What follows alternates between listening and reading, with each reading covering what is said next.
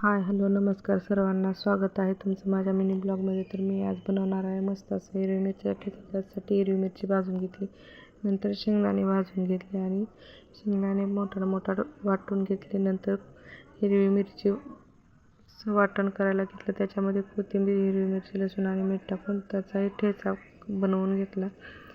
आणि नंतर कांदे चिरायला घेतले, 5-6 कांदे चिरून बारीक कट करून घेतले. आणि नंतर गॅसवर पेटवून गॅसवरती कढई ठेवून घेतली.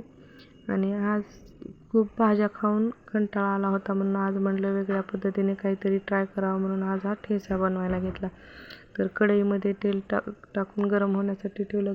तेल चांगलं गरम झाल्यानंतर त्याच्यामध्ये जिरे मोहरी टाकून घेतली आणि नंतर कांदाही टाकून घेतला. कांदा चांगला लाल झाल्यानंतर त्याच्यामध्ये हळद टाकून घेतली. हळद आणि वाटलेला ठेचा टाकून घेतला, तो व्यवस्थित मिक्स करून घेतल्यानंतर त्याच्यामध्ये मोठाड वाटलेलं कूट टाकून तोही मिक्स करून घेतलं. आणि परत त्याच्यामध्ये चवीनुसार मीठ टाकून घेतलं आणि वरून कोथिंबीर, बारीक चिरलेली कोथिंबीर टाकून घेतली. हा आपला तयार.